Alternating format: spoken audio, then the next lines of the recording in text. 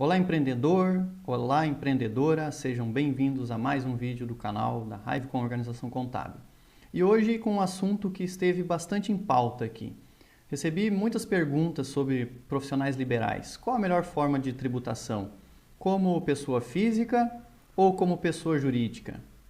E antes de a gente entrar no assunto, que eu trouxe até algumas simulações para vocês entenderem um pouco mais, a gente precisa entender o que é um profissional liberal. Basicamente, né, gente, o profissional liberal ele está definido ali pelo Estatuto, né, da Confederação Nacional dos Profissionais Liberais. O que ele diz, né? Que é a pessoa legalmente habilitada a prestar um serviço técnico ou científico, né, de cunho profissional e com liberdade de execução desse serviço. Então a gente já tem o principal detalhe. Basicamente, o profissional liberal é aquele profissional que tem uma formação técnico ou graduação e que ele recebe uma habilitação para exercer sua função. Então a gente vê muito aonde ocorrer isso. Médicos, dentistas, psicólogos, fisioterapeutas, representantes comerciais, basicamente são profissões que têm registro em conselho de classe. Então que a gente chama comumente como profissões legalmente regulamentadas. E bem, a gente tem duas formas, então, de tributar esses casos.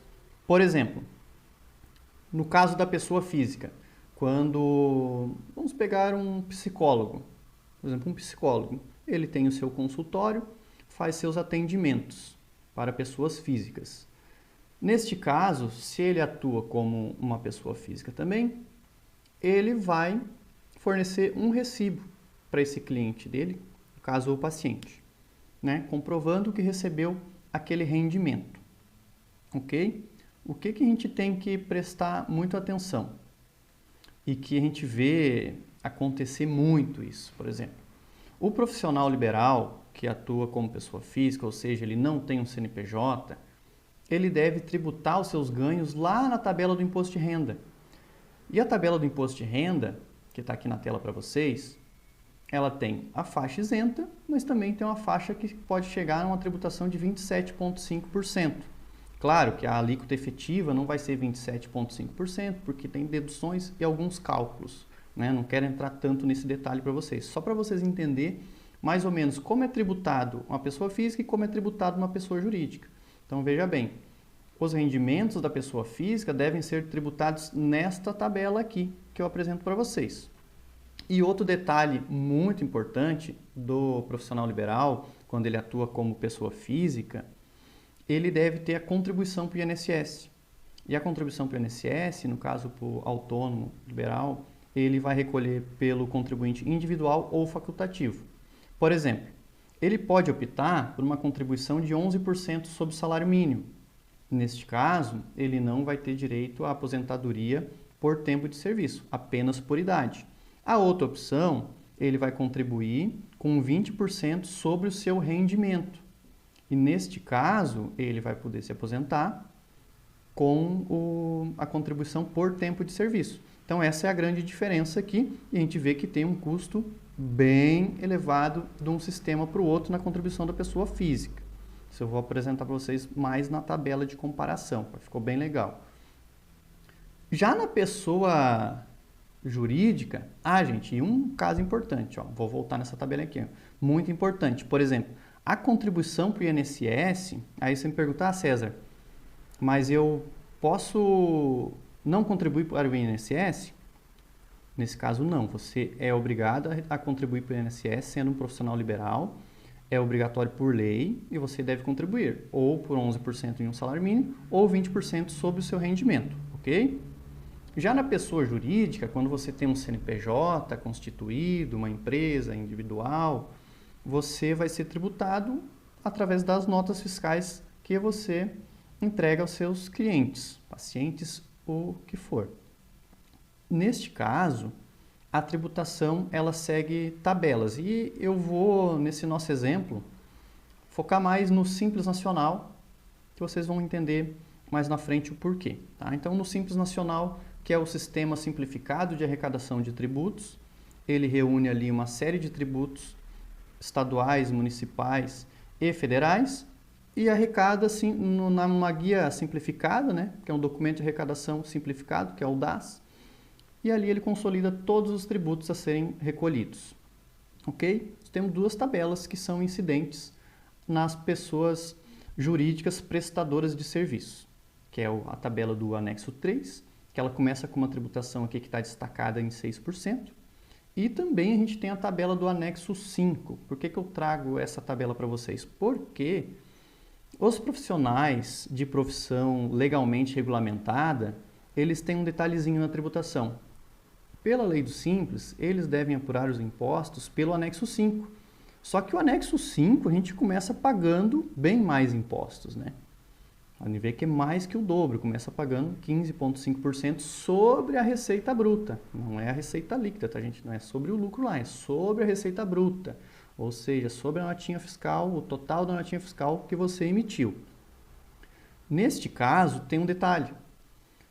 O profissional liberal, prestador de serviço no Simples Nacional, que tiver um custo com folha de pagamento maior ou igual a 28% ao seu salário, poderá ser tributado, olha que interessante, ele poderá ser tributado pelo anexo 3, que a gente tem uma carga tributária infinitamente menor do que a do anexo 5, né? Menos da metade. Então, com um bom planejamento tributário, você consegue economizar impostos, tá? Aí, neste caso aqui, ó, eu trago duas comparações para vocês. A gente tem os dois casos, né? E tudo depende dos teus objetivos com o teu negócio. Então, aqui eu analisei dois cenários. A gente vai fazer uma simulação em um cenário em que você, profissional liberal, tenha uma receita, um rendimento de R$12.000 mensais e outra com R$6.000 mensais. E nós vamos comparar esses cenários contribuindo um INSS de 11% sobre o salário mínimo, que é o mínimo obrigado a recolher, né?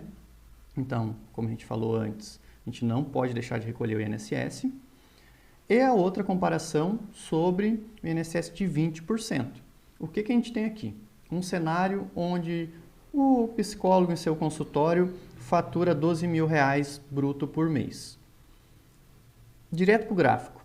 A gente tem a primeira opção, Carnê-Leão, que é a pessoa física. O que é o Carnê-Leão? O Carnê-Leão é um livro caixa, onde todos os profissionais autônomos e liberais que tenham seus rendimentos, eles devem registrar no livro caixa para apurar a contribuição para o imposto de renda mensal.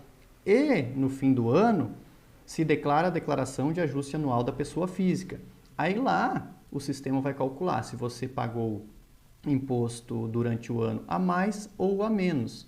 Se você recolheu durante o ano mais imposto do que devia e na declaração de imposto de renda foi calculado isso, então o sistema vai calcular uma restituição desse imposto de renda que você recolheu a mais.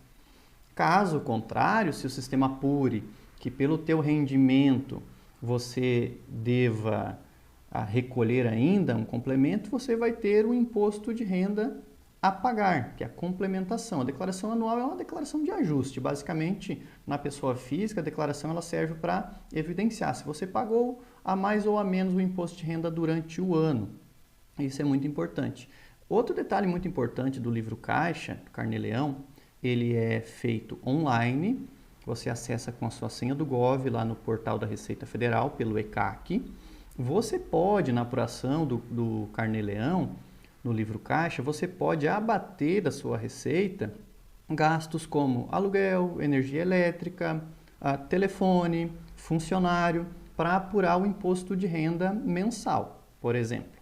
Tá? Voltando aqui à nossa tabela. Se vocês pararem para ver aqui, no cenário com R$12.000 e com INSS de 11%, a tributação como pessoa física ela ficou mais cara. A gente teria um desembolso líquido de R$ 1.977. A mais barata, que eu já deixei em verde aqui, é o Simples Nacional no anexo 3, justamente usando aquela regrinha de colocar um custo maior, ou seja, um custo maior com folha de pagamento, e que no caso inclui o Prolabore, que é a contribuição do INSS para o sócio. Então a gente coloca ali um Prolabore equivalente a 3.600, aqui eu coloquei a 30% da sua receita bruta, E o que que a gente tem? Se a gente tem um consultório, a gente fatura R$ 12.000 e contribui no mínimo do INSS, que é os 11% sobre um salário mínimo nacional, a gente vai ter uma melhor tributação no Simples Nacional Anexo 3. Então a gente vê que as outras tributações, como o Anexo 5 do Simples, lucro presumido, que é uma outra opção de tributação, que também é sobre a receita bruta das empresas, e a pessoa física, a gente tem uma economia de impostos ali bem significativa, tributando no Simples Nacional. Veja bem, são uma tributação de R$ 1.977 para R$ 1.241. Então, é um valor muito significativo que você vai deixar de arrecadar para o cofre público legalmente e ainda vai ter uma contribuição maior, porque a gente está pagando o INSS sobre um prolabore, que é o salário do sócio, sobre um valor de R$ 3.600. Então, veja bem. E o que eu falo para vocês, tudo depende muito do seu objetivo no seu negócio. E a gente vai ver um outro cenário aqui, que é o cenário com 6%, com R$ 6.000, desculpa, com R$ 6.000 de faturamento.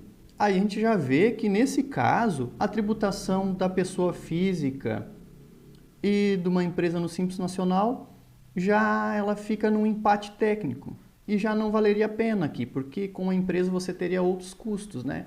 Como, por exemplo, o próprio contador. Não que não tem o custo com o contador na pessoa física, porque se você tem que fazer o Carnê-Leão, a Carnê-Leão, livro caixa é a contabilidade da pessoa física. A gente sempre recomenda que você busque aconselhamento do seu contador de confiança, tá, ok?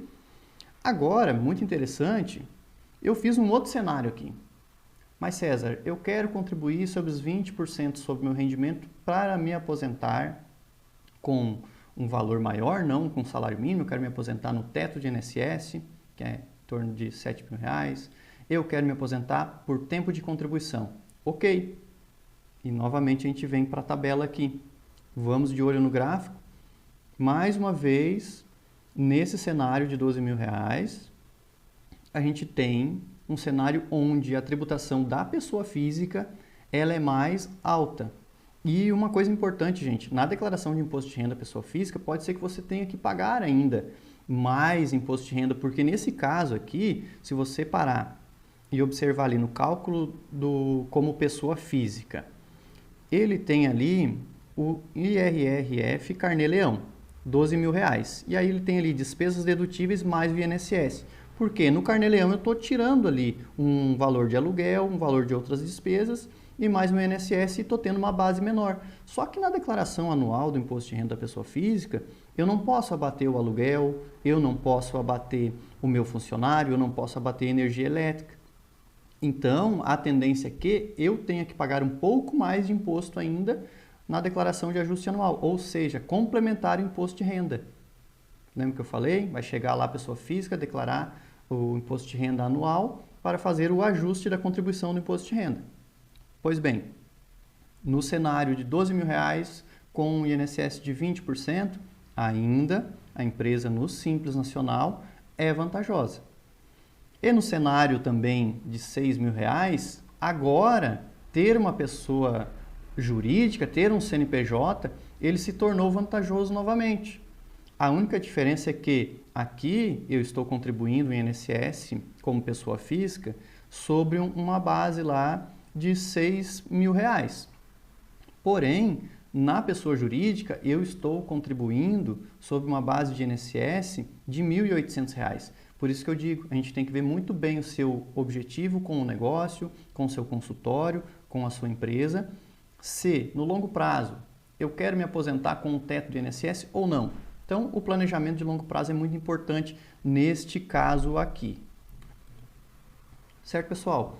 Eu espero que eu tenha conseguido, de alguma forma, ajudar vocês. E a gente conseguiu evidenciar aqui que um consultório com uma receita bruta já acima aí dos R$ 12.000, e isso vai escalando, vai se tornando cada vez mais caro se manter na pessoa física, porque a contribuição do imposto de renda vai subindo. Então, analisando a cada negócio. Por isso que é importante, analise o seu negócio, que ponto você está. Busque uma simulação, é muito importante fazer simulações como essas, né? Porque assim a gente consegue ver a situação atual do negócio, uma projeção de faturamento do negócio e a forma de se regularizar para conseguir pagar o mínimo possível de impostos dentro da legislação.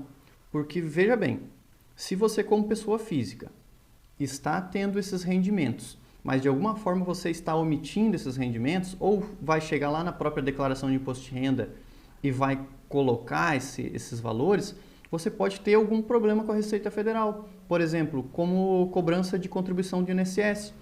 É muito comum a gente atender alguns profissionais liberais que acabam não contribuindo para o INSS e, como a gente viu, é obrigatório. Nem que seja pagar 11% sobre o salário mínimo, mas pague esse valor. É a nossa orientação para se manter legal e, principalmente, acompanhe, mesmo que você seja pessoa física, busque a orientação de um profissional para fazer essa simulação comparativa. Eu continuo como pessoa física ou passo para uma pessoa jurídica? Qual desses dois sistemas vai ser mais vantajoso para mim? Economizar imposto, deixar mais dinheiro no bolso e se manter de forma legal. Esse era o vídeo de hoje, muito obrigado. Se você chegou até aqui, curta o nosso canal, compartilhe esse conteúdo com algum colega empreendedor aí e ajude esse canal a crescer. Até o próximo vídeo.